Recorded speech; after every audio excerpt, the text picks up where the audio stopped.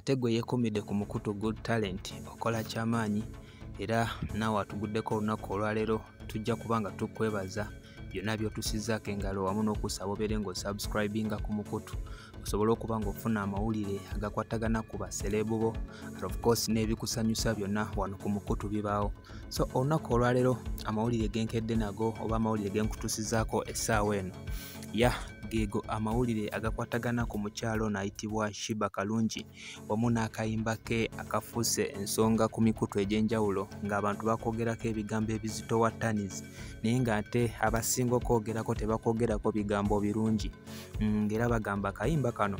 amazima ga Katonda kyabuzeemu. So kakati omukulu ayitibwa Sadati Mukiibi gwe tumanyi nga Kalifa Aganaga okuva wali mu Bad Character avuddeyo n'abeera n'ebigambo by'abadde atuusa eri abo bonna aboogera ku luyimba lwa Sheebah nga bwe lutaabadde lulungi. Nava nagamba nti ffenna tukimanyi nti ono omukyala yakubira akayimba kannakyuka era nga si mulala ye Sheebah Karunji. Tumumanyi maanyi ga njawulo oba maanyi nnyo mu music industry ey'eggwanga Uganda era nga bw'aba yakuyimbidde obuyimba gamazima tosobola kubeera nga okolaki ogaana okunyumirwa. Nga tukijjukira bulungi nti akubye emiziki oba akubye omuziki kumpi agenda mu myaka nga 10 era of course ng'ebintu ebisinga obulungi abikoledde wali eri mu ttiimu TNS oba ow'omukulu ayitibwa Kiwa nga tukimanyi bulungi omwaka gulinga oguwedde like yes I think last year omukyalo ono Sheebah Karunji yasobola okuba nga ate avaayo wa manager Kiwa oba mu TNS n'abeera nga ate yasobola okubeera nga akwasaganya bulungi ensonga ze ez'omuziki ng'akikwasaganya yekka era ebbanga ero lyamaze asobola okuba nga afulumyayo engoma oba hit ziringanga 2 abasinga ze bavuddeyo ne bagamba nti walayi ate zino zo zibadde disappointinga nnyo okusinziira ku muziki Kiwa bwe bakoleranga ne oba Sheebah Karunji we yakoleranga mu TNS omuziki gwe yalinga afulumya walayi gwali gwa ttabu okusinga zino ennyimba 2 okuli Mukama Yamba wamu ne luno lwe yasembeyo okubeera nga nte lwe lusinza okuba nga lwogeza abantu olwankwata bulungi ng'abantu bagamba nti kyabuzeemu kyabuliddemu ddala. So kati omukulu Kalifa Aganaga avuddeyo n'agamba nti banaye abantu ebisinga bye boogera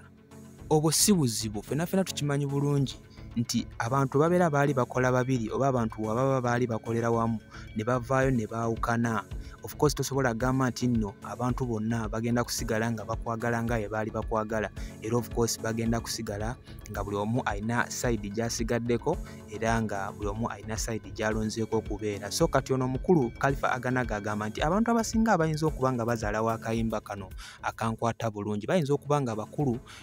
oba abawagizi ba Kiwa era ye n'avaayo n'agamba nti omuziki gwa Sheebah okutambula obulungi kyonna kigenda kubeera ku ngeri gya gupromotingamu naye nga ate ye akimanyi nti Sheebah omuziki omulungi walayi agulina mu mutwe era agulina ne mu bitabo ogwaggwedda okuwandiika. Abule n'agamba nti kino tekyewuunyisa era buli omu akimanyi bulungi nnyo nti Sheebah Karunji ne Kiwa abawagizi baabwe balaga tebakwataganirako ddala era ng'agamba nti ffenna tukiraba bulungi Kiwa bw'aba avuddeyo n'abeera nga apostinga abayimbi be abawagizi ba Sheebah bavaayo ne batandika okubeera nga bamuzaalawa ne bagamba walekawo omuyimbi asinga okubeera ow'ettabbu ate n'obeera nga osayininga bakasasiro babeere nga bakolera engoma. So ye omukulu Kalifa Aganaga n'abeera nga agamba nti kino tekiri ku luyimba kino tekiri ku luyimba wabula kiri wakati w'abawagizi aba TNS wamu n'abawagizi abo aba Sheebah nga yagamba nti oluyimba nga ye omukulu ono okuva mu Bad Character talulabamu buzibu era nga kijjukirwa bulungi gwe abadde tamanyi ani yawandiika kano akayimba akankwata bulungi omukulu ono Kalifa Aganaga ye yavaayo n'abeera nga nte akateekamu obwongo n'abeera nga akawandiika n'abeera ate nga akakwasa omukyala Sheebah. Ndowooza y'ensonga lwaki omukulu ono asitukiddeyo bw'awulidde ebigambo ebiyitingana ku mikutu egy'enjawulo ng'akayimba bakazaalawa naye kati gwe mukwano gwange akayimba kyemmanyi ebbanga lye kamaze nga kali ku mpewo vidiyo labika wagirabye vidiyo olina okuba nga wagirabye audio wagirabye like Kalifa Aganaga ensonga gy'ayogera ey'okubeera nga kirabika abawagizi be bateekawo okulumaŋŋana wakati awo gwe tuni ogiraba otya? akayimba kano okawulira mulinga owulira otya kuba yaba abagizi bagamba nti nedda engeri oluyimba luno lyrics gye zaategekeddwamu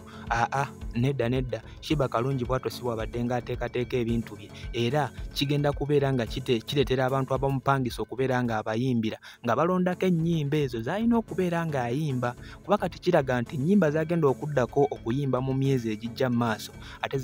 gigenda kubeera nga mulembe gubowa buboyi mu nsi ya music era abasinga ne bavayo ne babeera nga bamuadvisinga nti wekiba kisoboka lwaki tagenda n'afunamu ka vocation asooka awummulemu nga bw'alowooza ku music gw'ayinza okuyimba ne music gw'atasobola kubeera ng'ayimba okusinziira ku mukululo gw'abadde atandise okubeera ng'ateekawo mu ggwanga lino erya Uganda mu kisaawe ky'ebyokuyimba so ye ensonga eriwo mu ggwanga Uganda akayimba oba nga tonaba kukawulira muganda wange kanoonyeeko nkwata bulungi ke kayimba akafuuse ensonga era ke kayimba katandise okubeera nga kaleetawo abantu okubeera nga balumaŋŋana keeko era sigenda kubeera mukwano gwange wano nga nsukkawo njagala kubeera nga nkutegeeza nti atanaba kubanga osubscribinga ate nawe yeetaaga okuba nga olanga naffe namba yiye eya WhatsApp of course ku Facebook yonna osobola otusangayo good talent wona Mukama Katonda akukuume.